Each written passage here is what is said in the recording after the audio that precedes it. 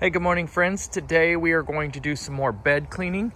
Again, not super exciting for this time of the season. Not much I can do other than get the garden ready.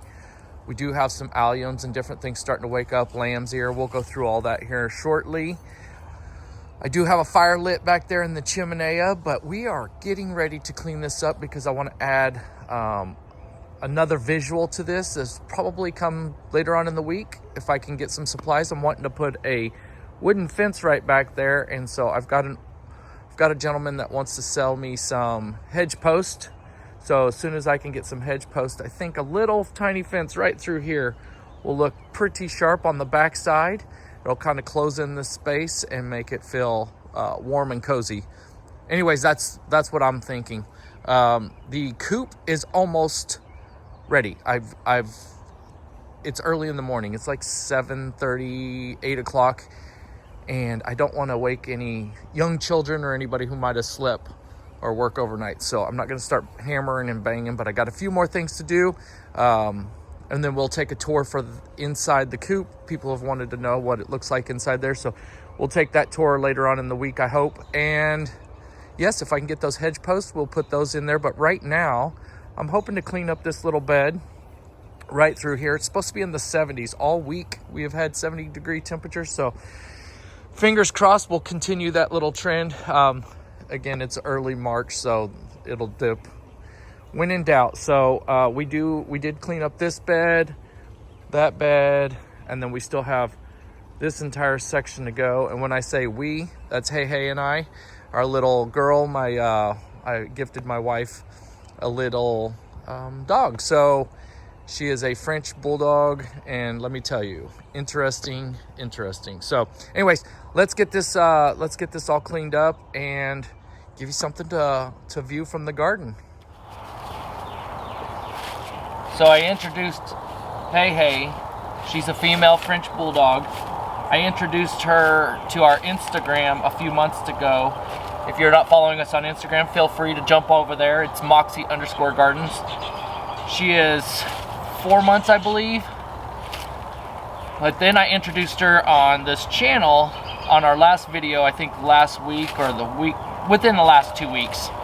Let me tell you, everything is interesting to her because she's brand new, but she is absolutely amazing. Her name is Heihei. I'll put it on the screen for those of you who didn't catch that last video.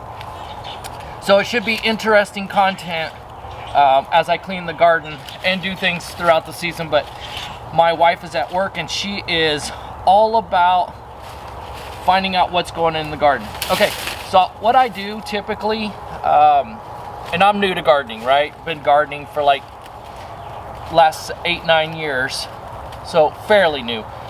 What I like to do is keep a garden journal. I suggest anybody who would like to garden, if you're new to gardening or you're just having a hard time finding your way, where to start, where to begin, what tasks to take on, I suggest keeping a journal.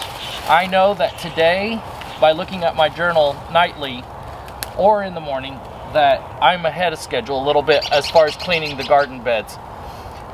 But I know the temperatures are right about where we're typically at. We'll have some 70s, we'll have some 60s, then we'll have some 40s, 30s, might even have some snow showers. Everything fluctuates, but I know we're kind of spot on. But as far as cleaning the garden, I'm just a couple weeks ahead of time. Typically I wait until spring break to do this, but I have a few other projects I want to do, so I want to get in here and capitalize with the temperatures. Also, if you're one that the weather bothers you when you're out gardening, what I like to do is go through the garden and find warm spots. So right now, part of this bed is in shade, so I'm going to start on the sunnier side, let the sun kind of work with me. That will help me, get out in the garden and do the things that I want to do without worrying so much about the cold. I do have back issues, and one of the things I like to do is stay warm. That helps me after stretching and that type of stuff.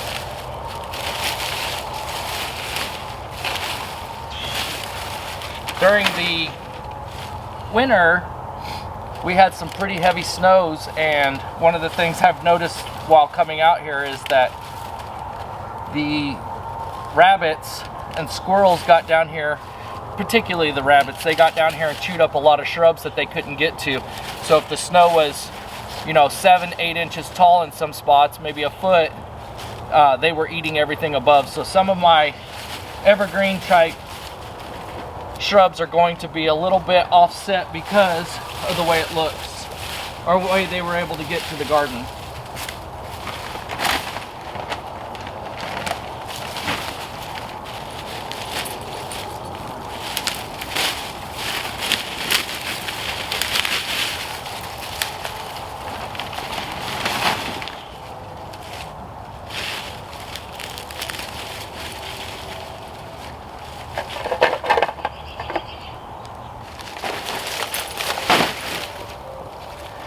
Okay, I have this candy corn spirea here.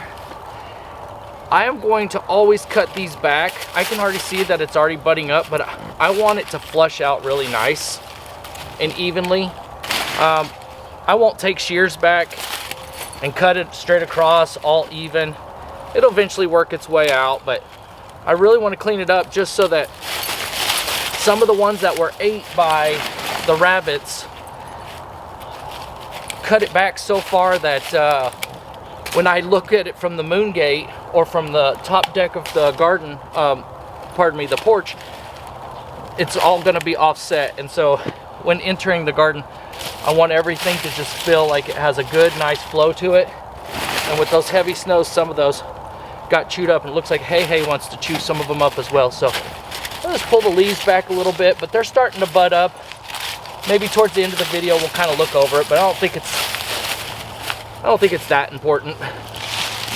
But yeah, I can pull back a lot. A lot of the alliums, tulips, a lot of those spring bulbs are really starting to pop through here. Some larger than others. Don't chew on that. Good deal.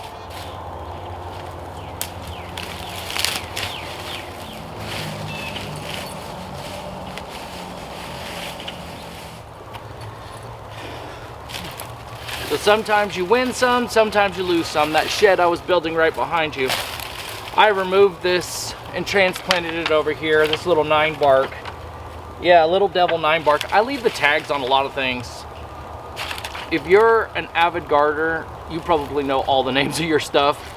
A lot of times I completely forget names. But anyway, I'd already started to kind of look at this, and it's broke back, and it just didn't survive. So sometimes you lose some. I've had this back there probably like 5 years. When I got ready to build that shed, I thought, well, I'll move it up here and give some color to this front of this landscape bed here, and it just didn't work out. So sometimes that's what happens.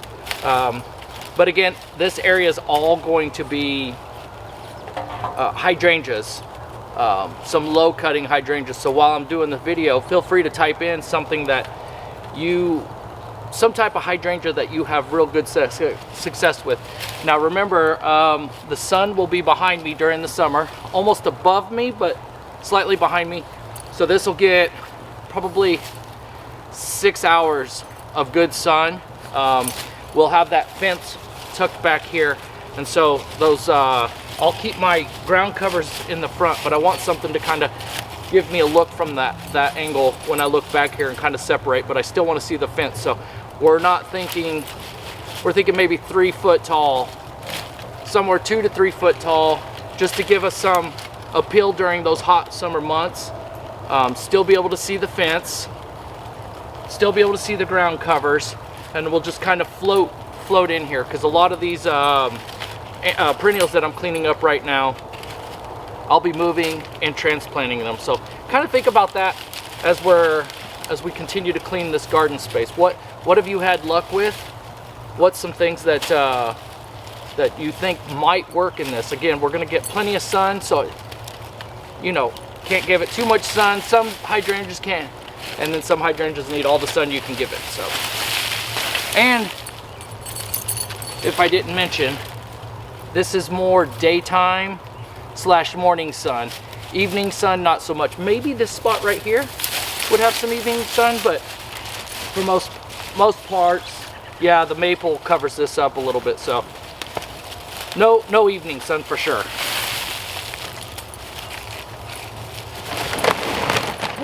Get it.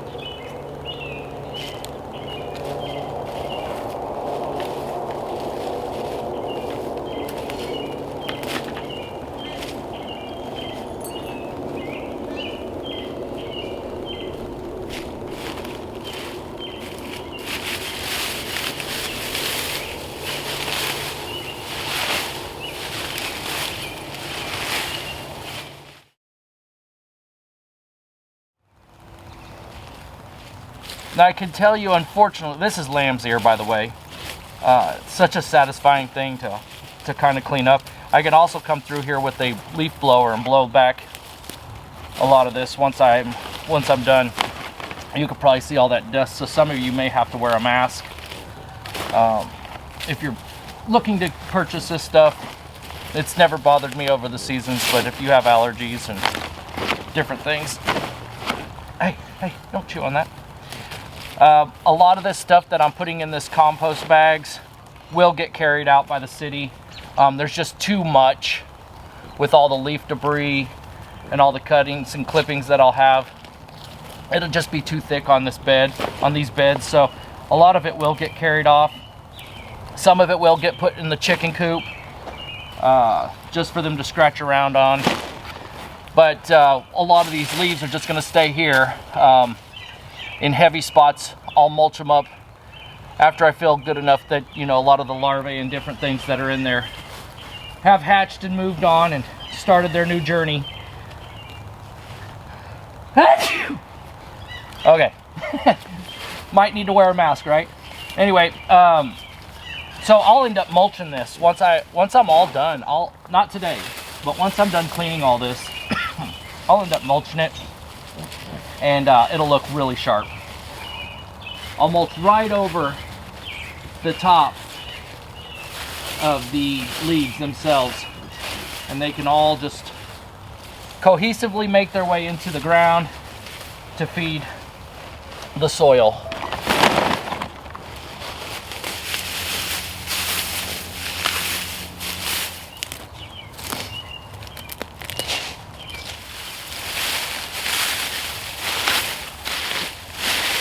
Oh, the sneezies?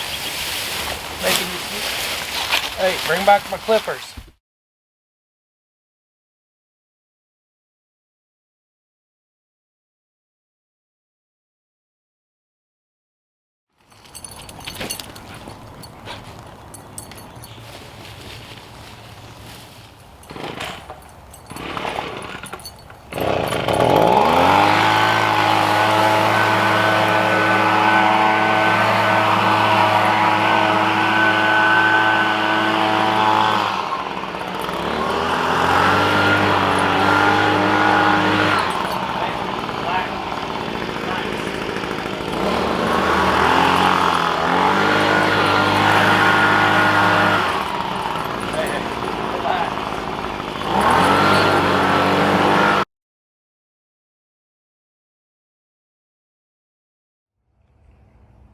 Okay, such a simple task.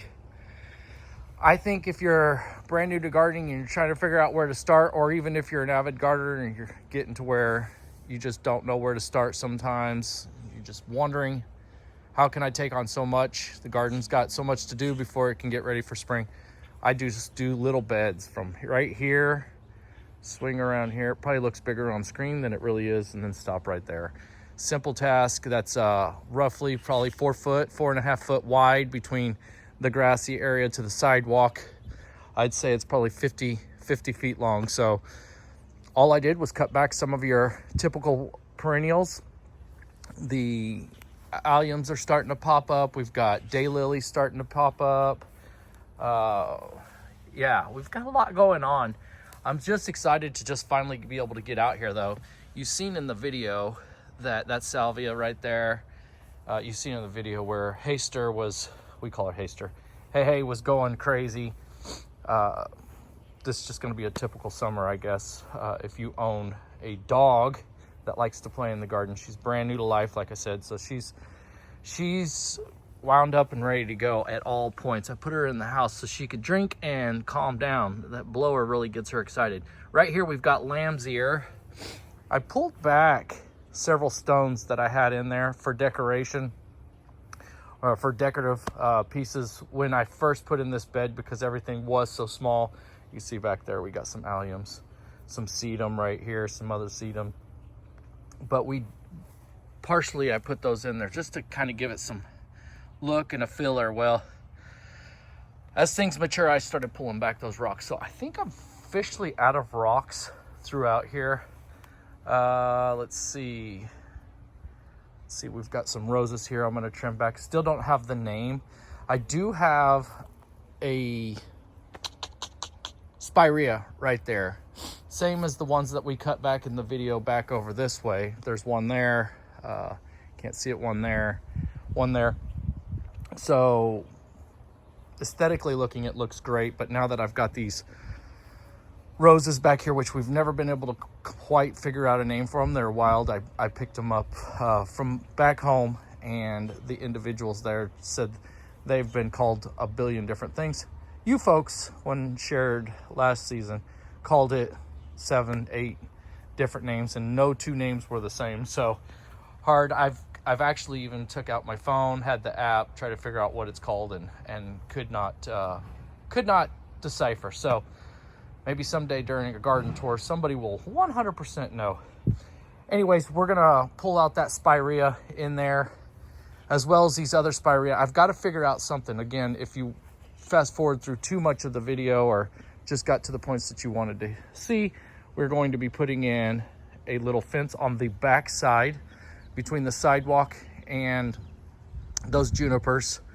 And we're just gonna kind of make it really low to the ground to kind of keep into the sizes of these little dwellings that we have here. So I think it'll actually kind of, you know, it looks sweeter, nicer, calming, more I said exciting. To me, it's exciting, but it'll feel more grounded. I'm kind of bringing the country into my backyard garden, along with this little village that we're building back here little by little. Not on purpose, but just because that's where we're at.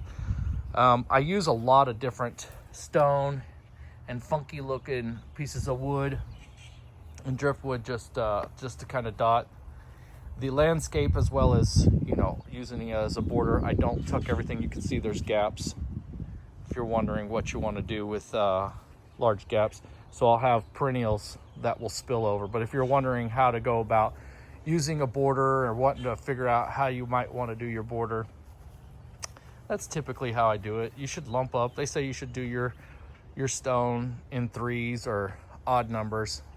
Hey, it's your garden. You do what you want. You can see here I've got posts that we put in the ground. So this will be our next bed. We're going to clean up this bed right here, which will go pretty simple. It's a little bit smaller than the one we just did. We cleaned up back there last week. Really won't need to touch up much back there. And then, of course, the new shed that we have here, we'll be doing a bunch with it. And I've got to find something that's going to climb that wall, whether it be roses, some type of vine, some type of climbing vine. But next up is we're gonna put in the stepping stones to enter. We'll be building up all kinds of beautiful, probably some type of ground cover, but perennial. I want it to be the same look every year. For this, we'll use that to spill over and soften up the edge to this sidewalk, much like we have in other spots of the garden, just so that it'll cover the edge and flirt with that a little bit, and it'll really calm it down. You can see here I've got that planter. We'll do annuals in there. And then I can see a vine or some kind, whatever it might be, whatever. I got multiple ideas, just haven't got to it. But yeah, and then we'll be coming back here, cleaning up behind, and then we're gonna put possibly a creek right in through here, an actual running creek. So a lot of plans for this season, again, as usual. So I would just say stay tuned. We're gonna continue to push the envelope on this. I'm hoping to have chickens hopefully by next week. We do go on vacation here shortly, my wife and I, and so my son is going to be tasked with taking care of that, and he might just be finding that out. But anyways, thank you guys for following this little day here, and hopefully the weather's starting to really get nice where you're at. Again, like I asked in the beginning, we'll be putting hydrangeas through this wall area right here, all the way through here. Let me know what works for you in this in your area. This gets about 6 hours of morning and afternoon sun, but then by the evening it pretty much tapers off, but the trees behind us will put in a good shade. So let me know what works for you guys and what zone you're in when you do. That way I can kind of have an idea. We want to keep it around 3 foot and no taller. Anyways, thank you guys for watching. We will see you on the flip side. Bye-bye now.